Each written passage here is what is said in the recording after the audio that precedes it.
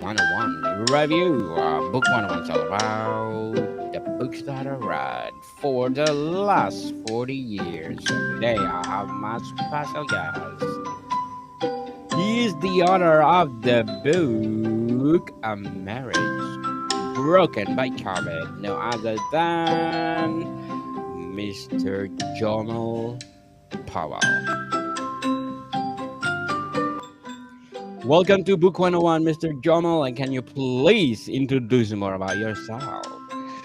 Hey, how you doing, Mr. Lucas? My name is Jomel Powell, born and raised in Detroit, Michigan. Uh, I'm a Christian artist, but I'm also a Christian nonfiction book writer. I'm an author. Mr. Jomel, thank you so much for sharing your knowledge to the world. And what inspired you to write about marriage affected by COVID? Well, my wife contracted COVID in the ninth month of pregnancy, and she was feeling real sick. And I found out she was sicker than what I thought. When I dropped her off at the hospital, they ended up putting her in medically induced coma, and they delivered my daughter through C-section. So we were going through a very challenging time. And while she was in the hospital, the only thing that I could think was to grab my notebook and start documenting what was going on. So I started writing what was going on from the beginning of the story with the hopes that things would turn around, with the hopes that God would do something miraculous in our lives. And as I continued to write, I completed it and I finally got it out now in audio form and ebook form. How did the pandemic setting influence the emotional tone of the story? Uh, it influenced the emotional tone because of the fact that while my wife was sick, we went through some times that we didn't know if she was going to make it or not.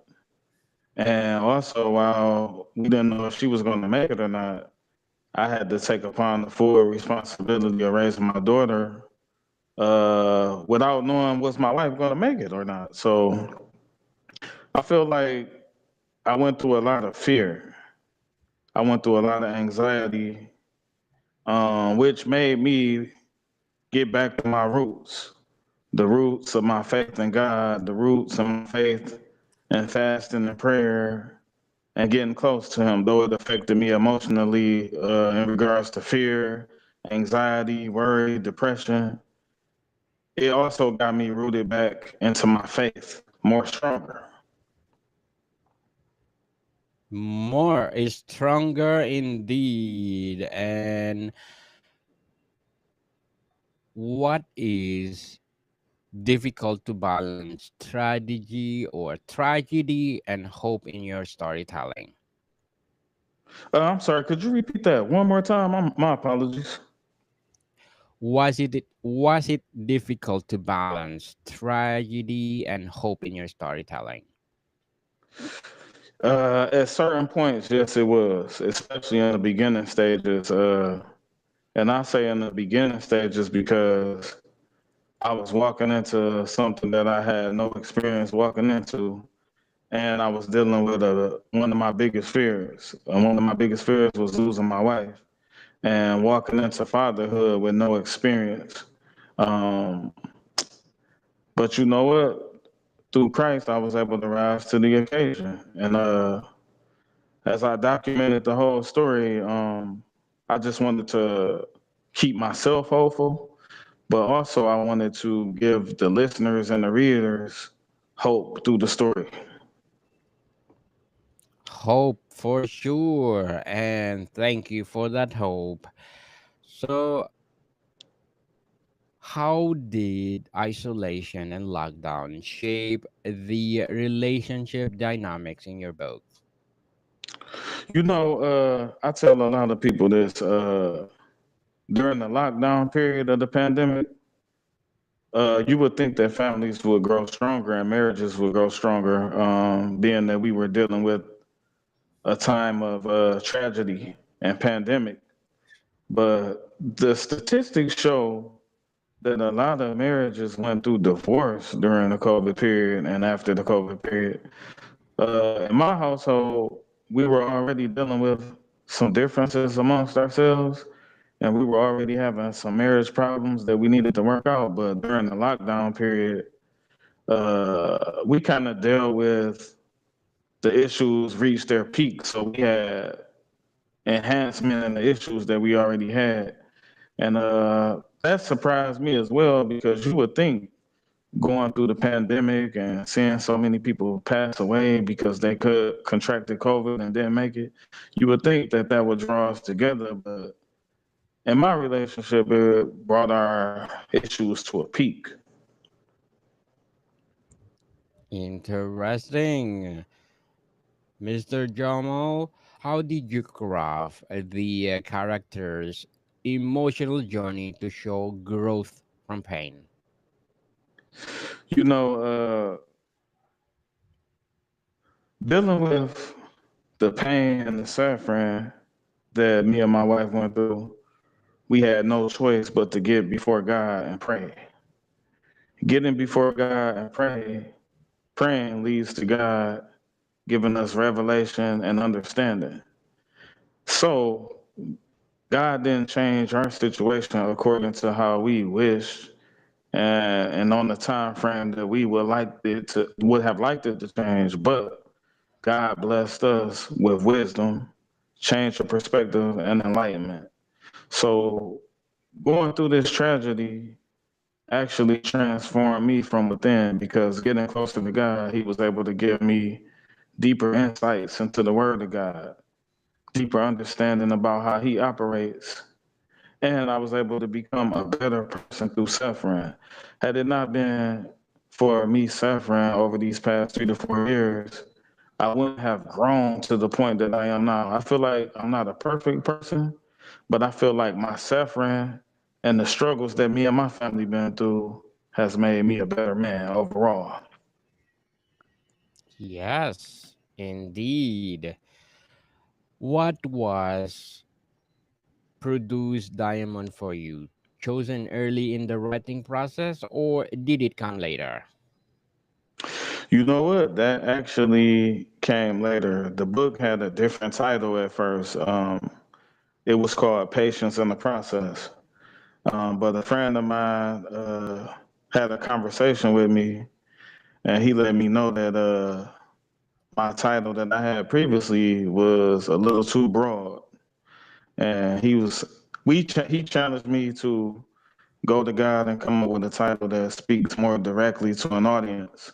Um, and after going backward and forward and praying about it, I thought about it. I said, you know what? The perfect title would be A Marriage Broken by COVID Produced Diamonds for You. So, being that my marriage was broken in a physical sense because me and my wife had to be separated from each other for so long due through tragedy, we went through pain, suffering, and sorrow. But this is where the diamonds came from. The diamonds are wisdom gained through suffering, change of perspective, and enlightenment. So the diamonds that I have in the book is what I learned throughout my journey. And what I learned throughout my journey of suffering, I want to pass on to others. You know, diamonds come from pressure in a dark place for a long period of time. Being that we were in a dark place and under pressure for a long period of time, and we still are, we're learning though. We're learning. We're not wallowing in sadness and depression. We're learning more of the Word of God, more of the scriptures, and we're learning more of how we need to become better people, how we need to become stronger in our faith. And a lot of the chapters I end with words of wisdom, which we call diamonds, to pass to another person because this book is not just for married people. This book is for anybody that's a believer of the Christian faith or may not be a believer of the Christian faith yet, but they may hear this book and want to become a believer of the Christian faith. We just want to give people words of encouragement that feel like they lost hope, or feel like they at the end of the rope and feel like they don't know what to do. Even people that may have suicidal thoughts. We want to let people know that there is still hope in Jesus. Even when your situation doesn't change like you would like it to, there is still hope in Jesus. Yes, people, they still hope in Jesus. Have faith in God because God is good. Yes, all Mr. the time. Jomo, beautifully articulated. Very well said. How important was it for you to show a hopeful ending despite a broken marriage? You said showing a hopeful ending. Yes, sir.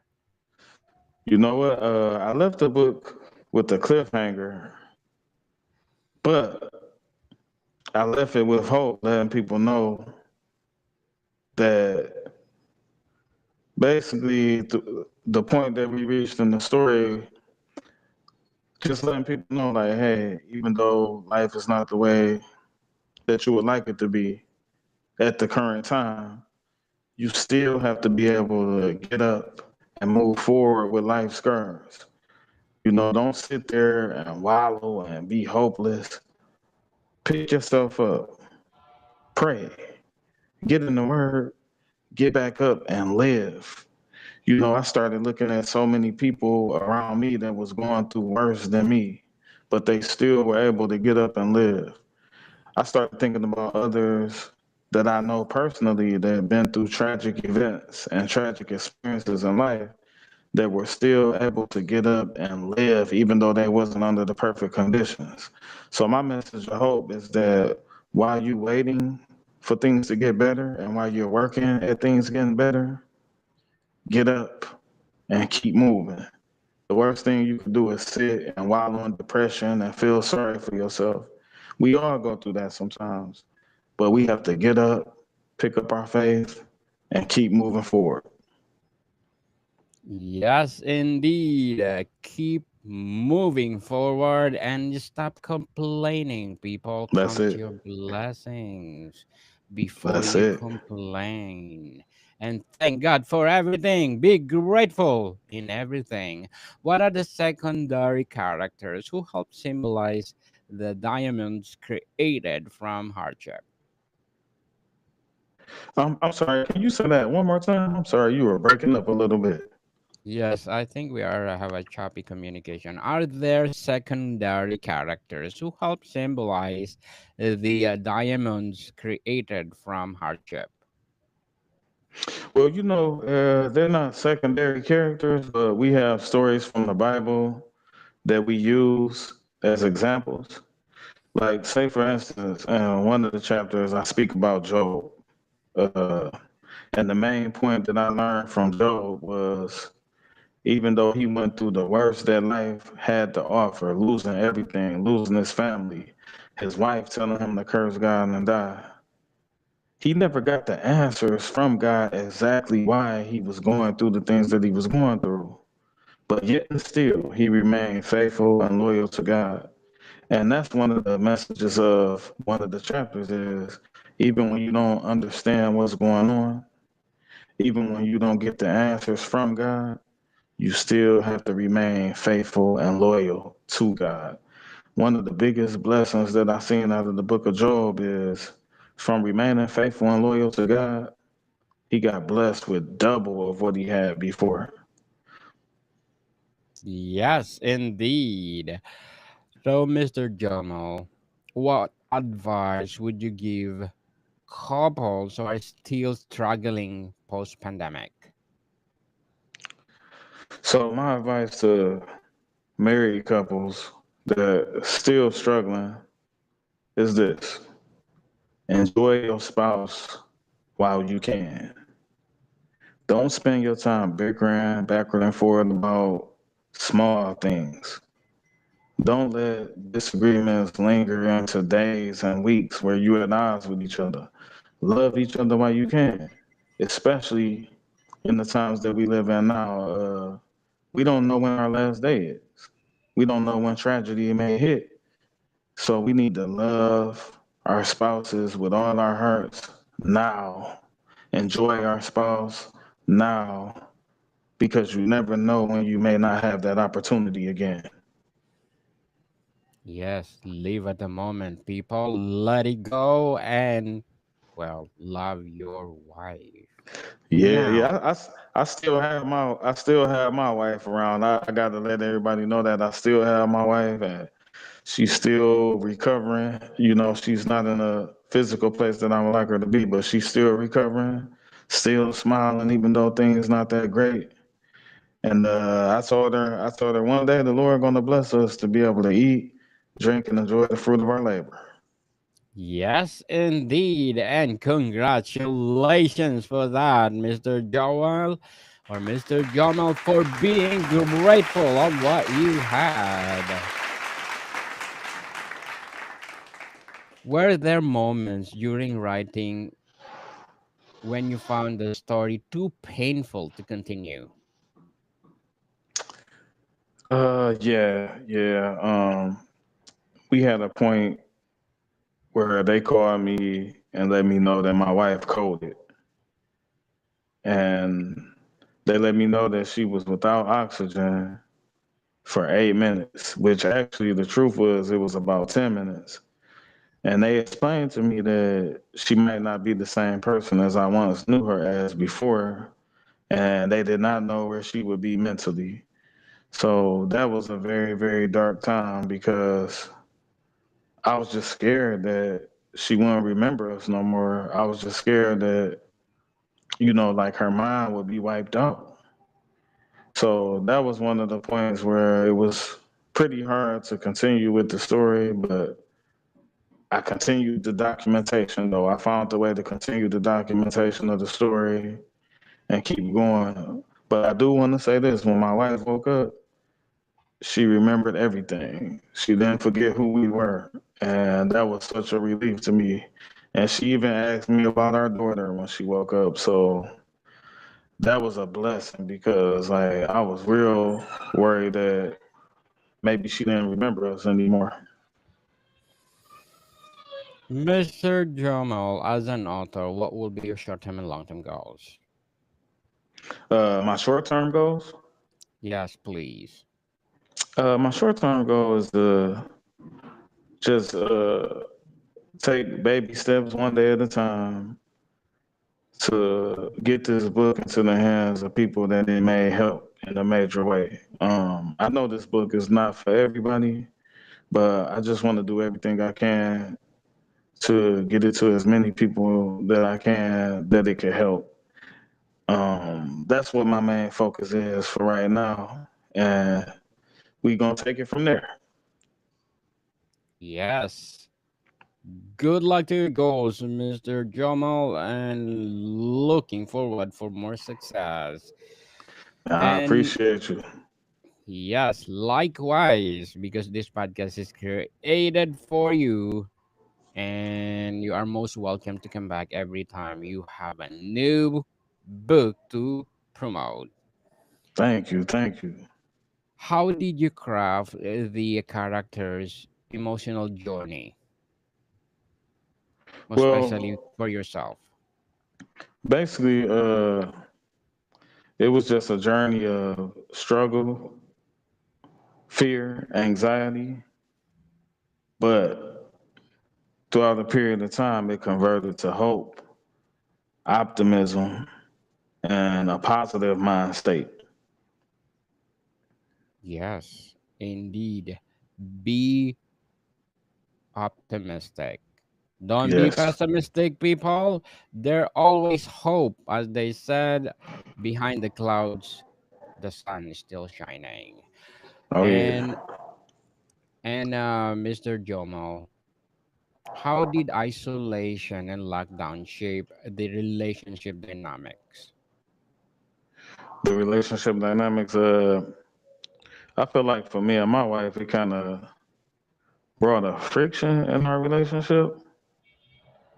Um, but that friction was the avenue that we went to get through. We went through the friction, but the friction brought us to a better relationship with each other.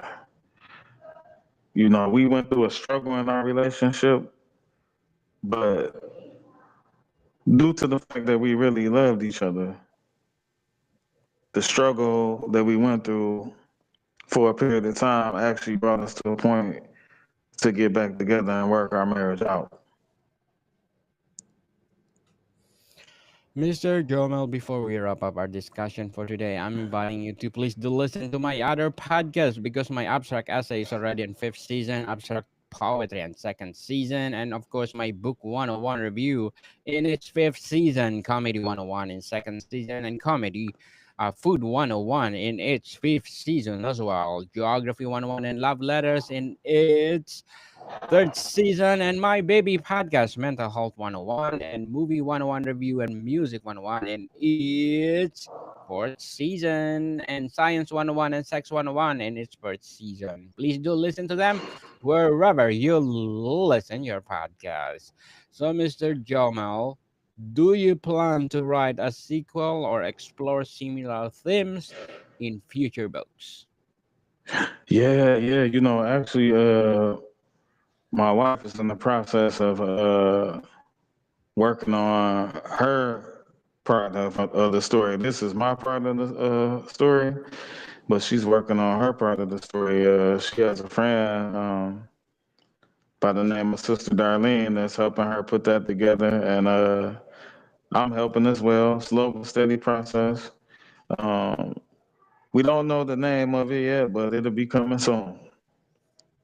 Yes, slowly but surely, as they said. Yes. Mr. Jomel Powell, thank you so much for sharing your knowledge to the world. So, can you please invite our listeners to support your book itself? Yeah, you know, if you want to check out the book,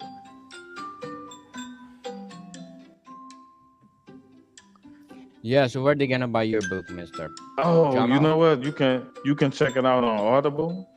You can check it out on Barnes and Nobles in audio form, Apple Books, Google Play Store, Amazon Kindle, and anywhere you listen to audiobooks, you can find it. Yes, people, wherever you listen or your books are sold. So, Mr. Jamal, looking forward for more and more empowering books like this. Yes, people, let's support Mr. Jamal Powell because if you support him, more and more and more empowering books or audiobooks like this to come. So, Mr. Jamal, thank you so much for your time. Thank you for having me. I appreciate being here. More to come, people. See you soon.